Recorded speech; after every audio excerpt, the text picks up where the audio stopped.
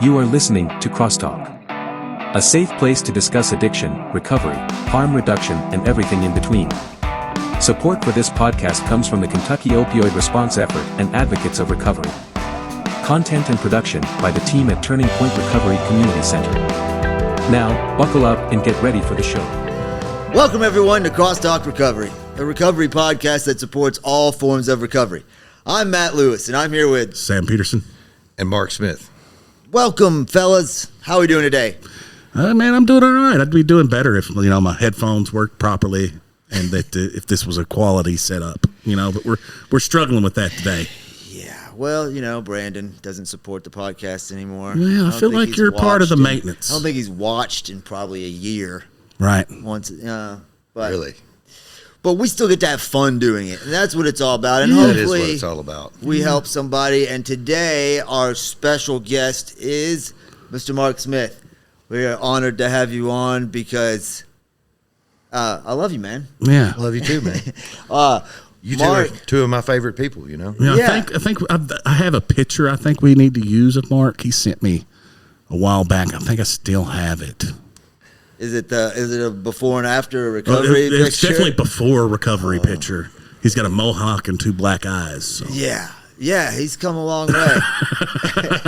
He's put on a couple pounds, and he's no mohawk. But I mean, I love Mark's journey, man, because first time I met him, I guess he'd been at Centerpoint before I was there. But I first met him when I was a peer mentor already when you got there. No. You was close. Okay, yeah, I was right at the end of the program. And me and Mark used to have this thing we did every morning. Because we were early birds. We were out in the smoke yard smoking cigarettes before anybody else. And every morning I'd walk out there and Mark would be like, guess what?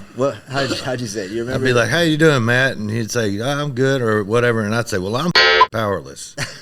Right. I'm just powerless over this alcoholism. And I'll be like, still? And, it was a friendly banter that we did back and forth. And we did it the entire time I was there. And, and still sometimes to this day we'll throw it back to that.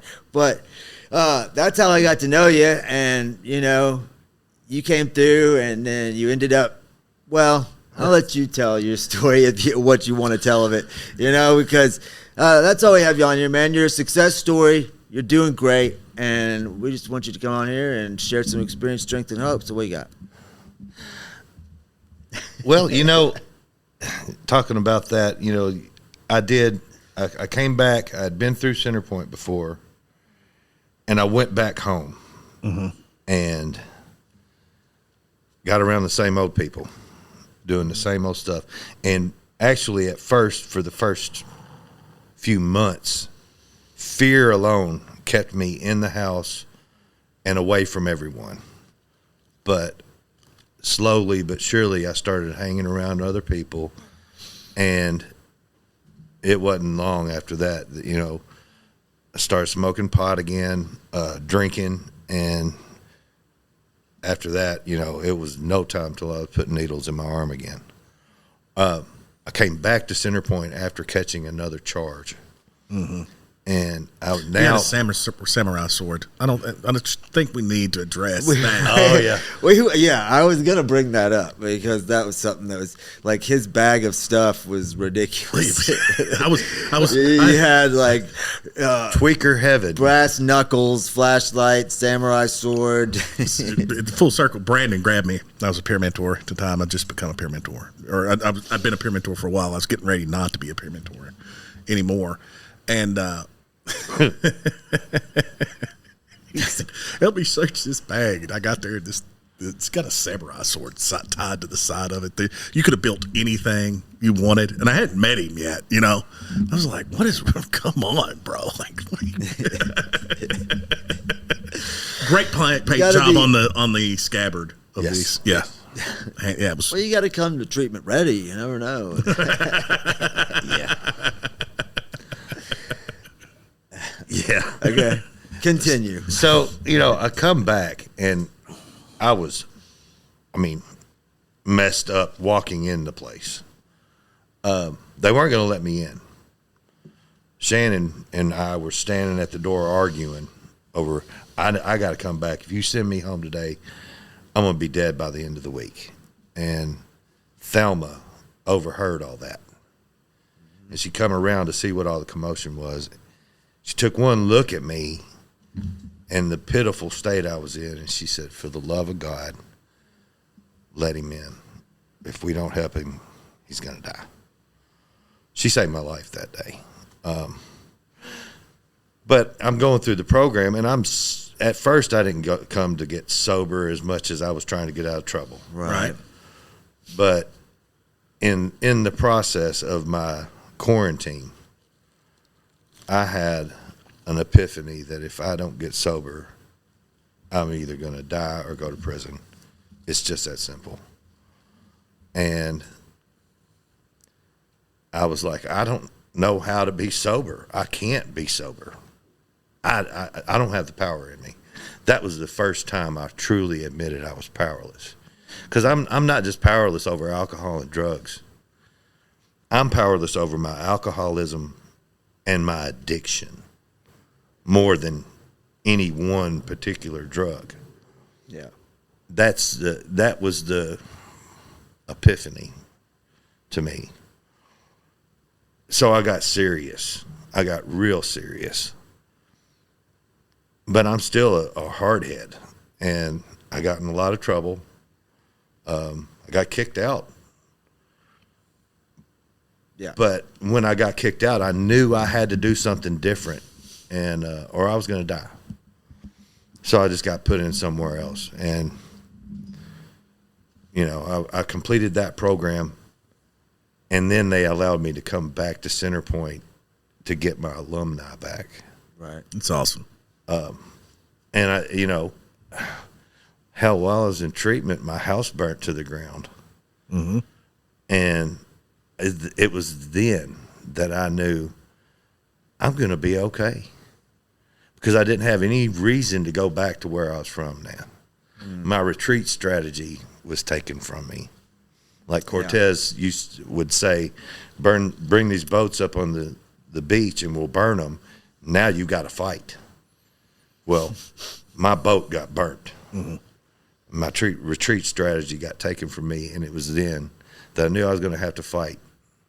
I was going to have to the long game here, and which is a good place to be, man. I've been talking a lot about that lately with people. Like, you have to get to that point where you don't have the options. Right. If you still have options, people are going to hang on to that, or they're going to have reservations, or, like when you get to the point of when you got nothing, that's the point. That's that rock bottom. That's that solid foundation. I don't think you rebuild your have life. to be there. Well, it's different for everybody. Right. You know what I mean? But I'm saying, like, you get to that point, that's where it's definitely your easier. willingness is at 100%. The less options you have, I'll agree with, the easier it is. You know what I mean? Because, like, you have to do it, right? But, I've seen some people do this thing and still have stuff.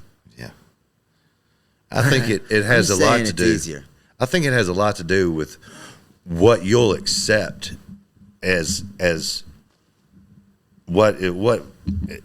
how low are you willing to go? Right, and it's different for everybody. Yeah. Right. One person's rock bottom. Like, I always say that I used to break out the, jack and keep hammering down to the floor. And hit multiple rock bottoms. Some people, it's just one time to jail is enough, and they have such a bad experience. They're like, it's always like when you decide to put the shovel down. Quit digging. Right. Quit digging the hole. Yeah. Anyway. When I got to that place, and it was, I didn't have any, like you said, I didn't have any more choices except to go on to the bitter end. But that was almost taken away from me. I was going to go to prison if I didn't get sober. And I don't know. The whole time I was going through treatment, I thought, well, I'm probably still going to go to prison. But I was like, but if I do, I'm going to go sober. And, I went in that courtroom that day not knowing whether I was going to go away for 25 years or be sentenced to 25 years, or if I was going to come home that day. And that judge, you know, took one look at me and said that there was something different. And not only was I sober, but I was working in recovery by the time I went for final sentencing. I think that played a big part in it. But, you know, I know the truth is that God was standing with me in that courtroom that day. Yeah. And ever since, you know, my passion is watching other people get sober and being instrumental, planting a seed that might, you know, they might not get sober yet now. And that's not, you know, I'm in the efforts business. I'm going to plant this seed. It's up to them to water it. And, or someone else to water it. Like, you know, you plant it, someone else waters it. Eventually it grows, someone else nourishes it. You know, like it's and that's why it takes a village. That's why it takes like multiple people, but doing your part, like trying to be the best example you can be with your time with somebody. Yes. You know, that's how I look at it, because, you know, it's effort, not the outcome. We talk about that all the time. And so one of the most important things that has been instrumental in me staying sober since I've got out of treatment is not only, I mean, my relationship with my higher power, of course, which is, you know, I never knew that I could trust like I do today in my higher power. But the fellowship, my home group, oh my gosh, those guys, you remember when I got out of treatment, I was here every day. Mm-hmm. And then I got hooked up with my home group, and I swear those guys took me under their wing and made me a part of something bigger than me. And just the fellowship of the rooms, of places like this, service work, stuff like that, has been the game changer for me. Yeah, man. I mean, you took suggestions and you stayed willing, and you continued to do all the things that worked for you, and dug deeper and continued to try and learn. And those are the things that we have to do. Have worked for me. Those are things that worked for you. You know, you have a decent sponsor, I guess. But other than that, like when you do those things, like you know, we support all forms of recovery, and everybody's recovery looks different, you know. But I know, like for me, for a lot of us that work the 12-step program and build a relationship with God, and those are the things that I see working, succeeding all around me. Yeah. You know, and so, you know, and I'm passionate about it because it helps save my life. I know there's other pathways, and I'm never going to put down someone else for another pathway. But I know what works for me, and so I try to encourage people towards that, you know. You know, it's... Did you know that recovery from substance use disorder and mental health go hand in hand? That is why the caring and compassionate mental health professionals at Four Rivers Behavioral Health in Paducah are here to help you find your balance. They are proud of you for making the changes necessary to live a healthier life and would love to see you reach your full potential. Give them a call at 270-442-7121 or stop by the downtown location at 425 Broadway in Paducah, Kentucky.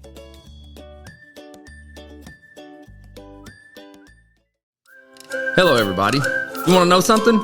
My biggest issue with meetings is, despite their name, they are never about me. Here at Turning Point, all of our meetings are for you and about you. We have meetings at least 3 times a day, 7 days a week. We are located at 415 Broadway, Paducah, Kentucky. Call 270-444-3621 for more information. It's like, I don't think it matters which recovery program you're working, as long as you're putting in effort. Yeah. You know, no, like you're right. that's the thing. I think it's the effort. You know, like am I trying to do something different? Am I trying to be a better person? Am I trying to actually do this thing? And I don't know. I think it takes some of us more times than others, and it's going to look different for everybody. And sometimes I want to try, and I'm just not capable of surrendering all the way, or completely buying in on the program I'm working, because I'm always fighting me. That's who I'm going to war with, is the inner struggles and things that go along with it. Like Mark was saying, and we were saying, you don't have to hit like a super bottom, but I did. When I checked into treatment, I was in horrible shape. Y'all have heard me talk about it, but it's easier from there for sure. Yeah. Like I had a car, kinda. That's a really nice car, but that's all I had. I could stay at mom's because she'd always let me stay there, but that's just because she's super nice. But as far as worldly possessions, there weren't many left. And it, like Mark said, it was for me. It was the same. I wasn't in trouble yet, but I was real close being PV'd and sit back. Yeah. It's a good place to start. No, it's a great place to start. And so you started doing all that and working in recovery, and you were at Oxford House for a little while, almost 2 years. Yeah. And obviously you work at Stepworks now. Obvious for anyone watching, but. And we have a lot of guys on here recently from Stepworks. We love it, you guys over there. A lot of guys we know working over there. Good stuff. I think we're doing something special there. But look, I had to go through 7 treatment facilities, right, before I finally got this. Yeah. And to me, one thing is, I don't care where you go. You have to be done. You have to be done. I firmly believe that. But the place does matter, and I think we have a good approach. But I love we're all on the same team. 3 of us walked into Centerpoint yesterday, sporting these shirts, and someone said, "Well, y'all can't come in here wearing that," and I'm like, "We're all on the same team." Right. For real. We all have the same goal. We want to see people get sober. Yeah, it's not a competition. No. In recovery. No. It is between me and Matt. Right. Yeah. On the friend level, Yeah. But on a corporate level, I think that unfortunately this problem is large enough that there's more than enough people that need our help. Yeah. That's one thing I love. Near town recovery, where both you and I have both worked there. We have a good working relationship with them. When they get someone that needs detox, they send them to us, and we'll detox them and send them right back. Yeah, that's cool. I think that's awesome. Yeah, I mean, in this recovery field, it doesn't do any good to be siloed. No, right? No. Just I'm not going to talk to any other. We're doing it the best. Nobody else can do it like we do it. That kind of mentality is not helping anyone. No. Yeah, when it becomes about money and not about the person you're trying to save, that's when it gets dangerous. But yeah, I love seeing that more and more community partners are working together. Yes. Rehabs are working together. Right. They realize that we're going to have a greater success rate. We're going to change the statistics if we start working together. I think that's one of the big reasons McCracken's a recovery-ready community is because in McCracken County, all these programs are working together, trying to do our best to help people. And I don't think we ever the war on drugs. It's not a winnable one. You just do your best to do what you do. And man, it seems like in McCracken, it's really came a long way in the last few years. Oh yeah. And I think the more programs we have, the better, because it's not like anybody's hurting for people. Still everybody's full all the time. So yeah. And that's what now we're starting to work towards, building even stronger relationships with the surrounding counties. Right. You know? So, because, when you have something that works like we do right now, you need to share it with other people, Having all these options allows you to do the person-centered level of cares even better, like giving people a choice in the recovery of what they want to work, and putting their interests in it is huge to me, Yeah. Well, it's just like in peer sport. I don't ever tell anyone what their goals are supposed to be. Like, you set your goals, and I'm here to root you on and help you to achieve them in any way I can. But, I got into this thing with probation parole the first time. They're like, this is what you're doing. Right? I didn't have any choice in anything, I wasn't necessarily ready yet either. But, I still put some time together the first time, but still. Yeah. Well, I wasn't having all of it. I still had some of that self-will for sure that was in the way. Yeah. Talking about probation and parole, I think it's amazing how, used to especially, when I was in the madness, heck, I did good to make it to my PO. Today, I get calls from POs, my old PO and my current PO. And I get a call from them, and I know what it is now. Hey, I need help getting this guy into treatment. Right. Like, can you come in? Yeah. And could you come in today? We need to talk to you. I don't get that no more. Man, it's so wild. I got to tell a story. It's something that happened the other day, and it was profound to me. And it's a thought that did not come from inside me. But I was working with a guy, and he told me, he's like, well, I think I'm just going to smoke pot now. And I said, oh, yeah? Think that's a good idea? And he said, man, it's not life-threatening.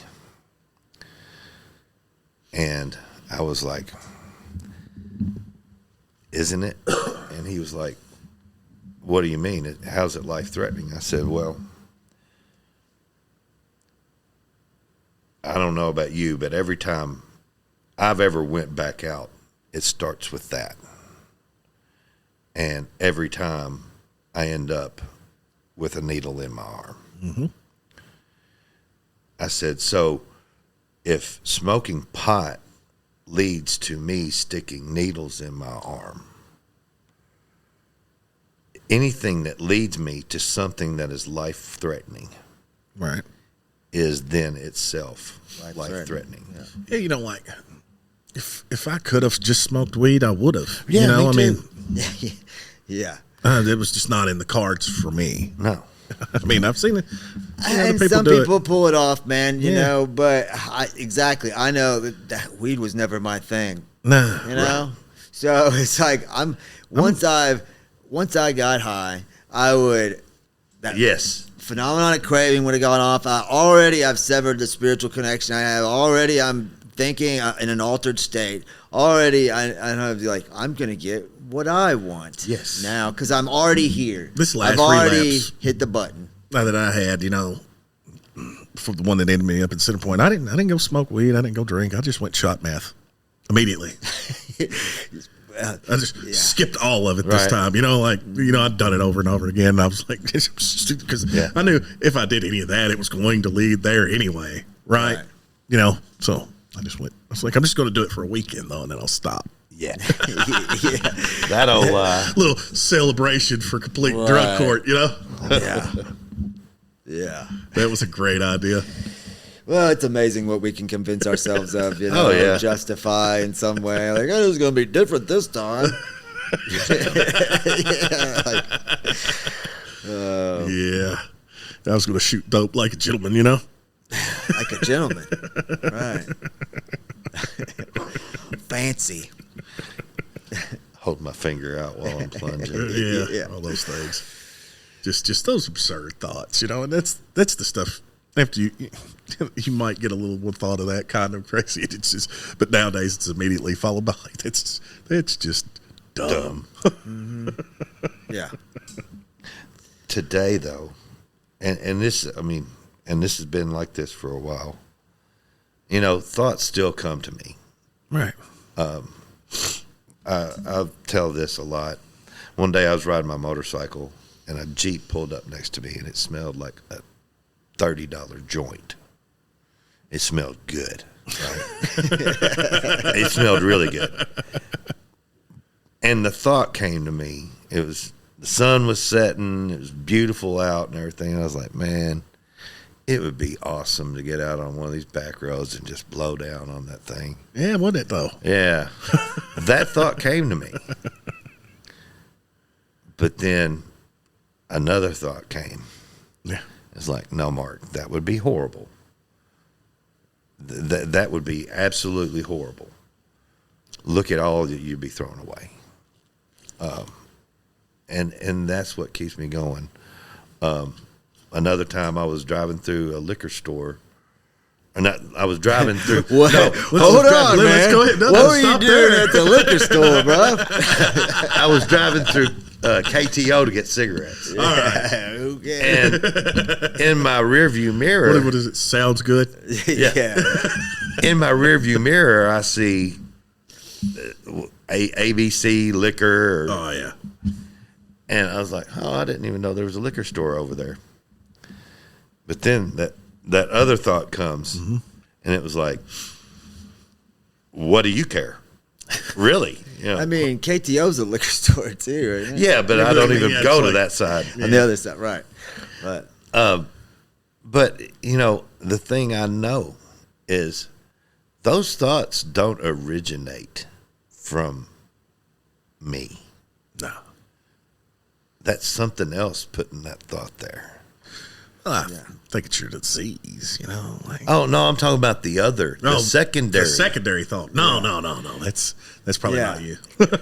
and someone told me one day, and I love this. I use it all the time. When I get those thoughts, that second thought is, hey, that old coat doesn't fit you anymore. Mm-hmm. Hey y'all, did you know it's illegal to own just one guinea pig in Switzerland because they get lonely? Here at Turning Point, we don't want you to ever be lonely either. That's why we're open 7 days a week from 8 a.m. to 8 p.m.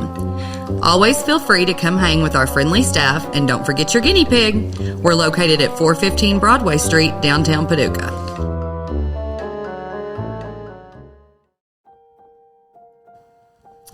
As a woman in recovery, I know how important having a fellowship of women has been for me. Come join us at the Women of Worth All Recovery Support Group here at Turning Point, 415 Broadway, Paducah, Kentucky, every Friday night at 6 p.m., where we discuss our personal experiences in recovery. Hope to see you there.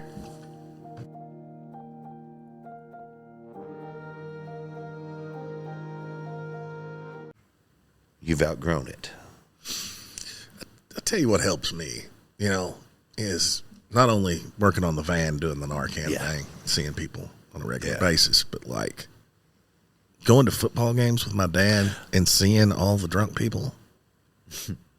They're annoying. Yeah.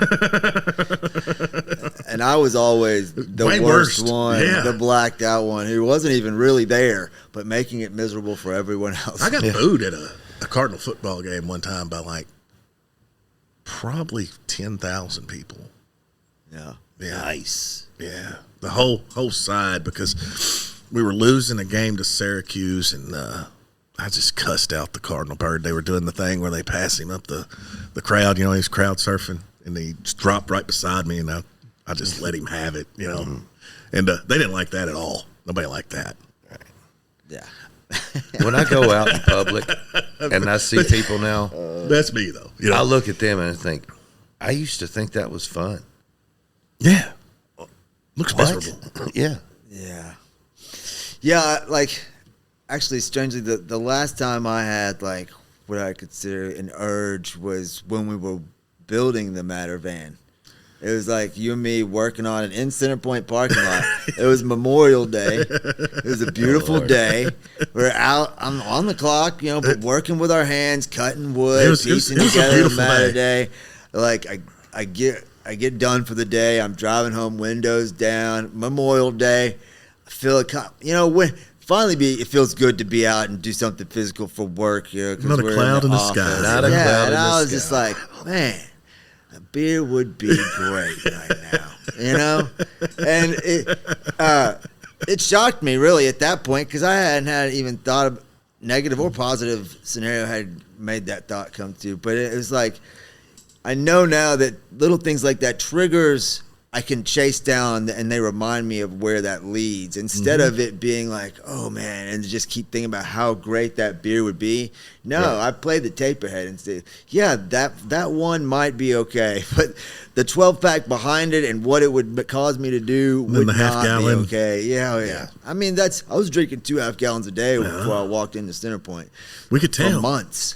We could tell, buddy. It was not pretty by any means. Neither were you.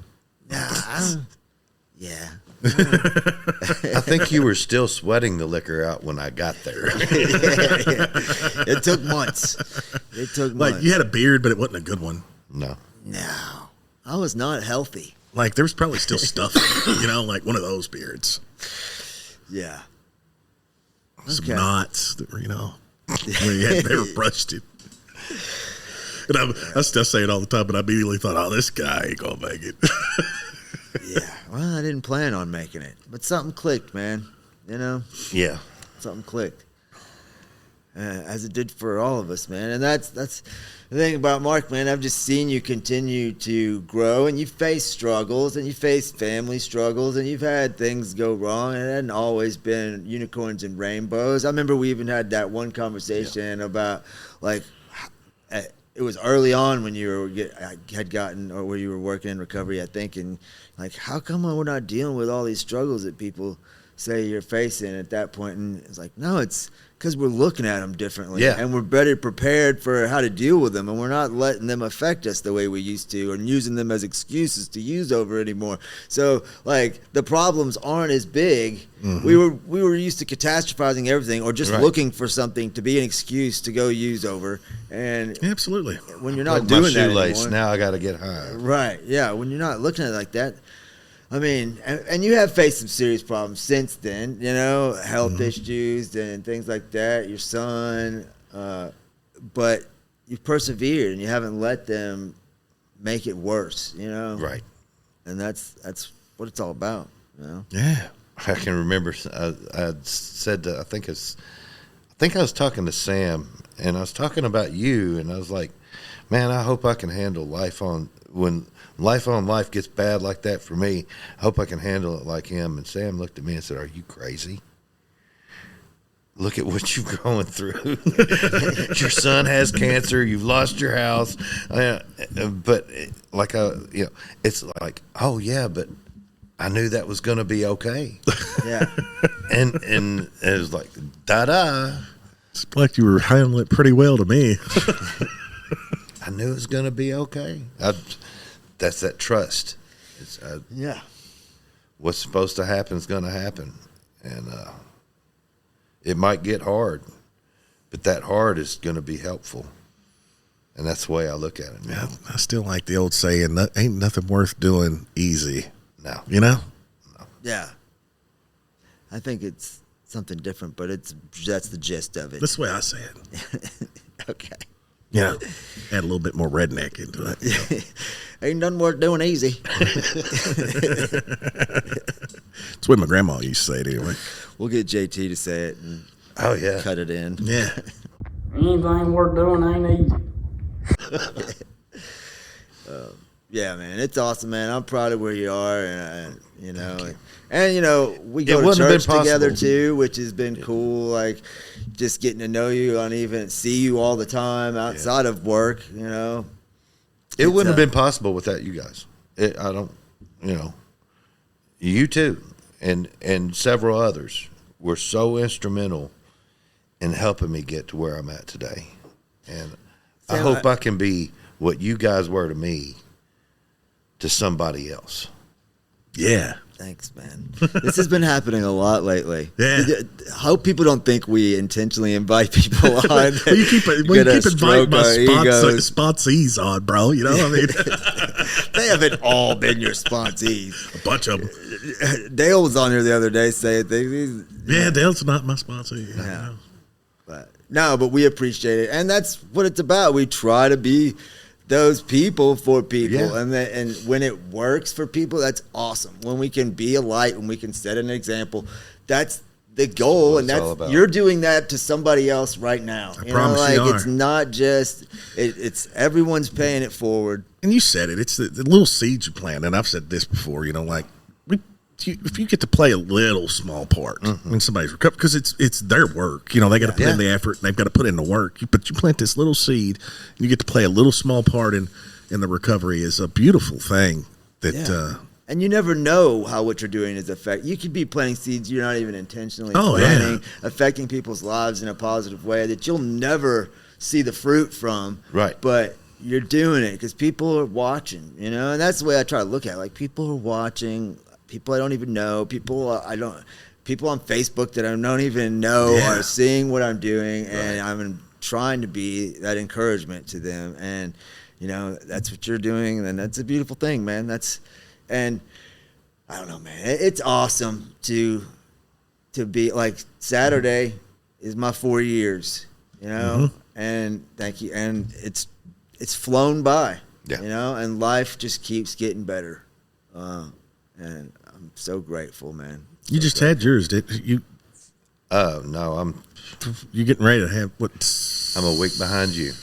Oh, yes. A week and a year. So it's December. Your first January. First January what? 27th. Okay. 20 days behind me. You're a terrible sponsor. Well, bro, I got a lot of guys staying sober, you know, so it's a lot of sobriety dates to remember. Look, and you know, I had a sponsee the other day thank me for how much I was helping him, and I said, "You help me more than I help you." And you know, and I used to not understand when people said that. But he said, "What do you mean?" I said, "Well, put it this way. Not all my sponsees are sober. But I am. Right. But I am. Yeah. And that's what you was talking about, the fruit. I do get some fruit. Oh, absolutely. Oh, yeah, I get my fruit. Some of it. You know, I get my portion, and that's my sobriety. Yeah, man, it's great watching people grow. You know? Yeah. And it's great for me. It's not great to see people broken, but it's good for me. Mm-hmm. Seeing those guys come in so broken, that keeps that pain right here.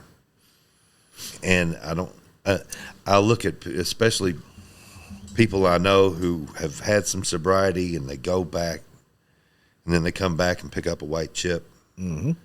And I look at them, and I'll be like, "Thank you for doing it so I didn't have to." And I'll ask them, "Did it get any better out there?" "No." "Thanks for finding out for me." And Mark was my second sponsee. There's one in front of him. Yeah. Amar. Yeah. Ever? Well, I mean, this time. I was the first one to ask him. But then he told me that he was going with somebody else. And I was like, okay, cool. You're off the hook, bub. And then he's like, no, never mind. I really would like you to be my sponsor. I was like, oh, okay, cool. Yeah, you guys have a cool relationship, man. Yeah. You know, you know, I got lucky. The second one stayed. Stayed doing the deal for a while, you know? I think I'm the lucky one. Thank you, buddy.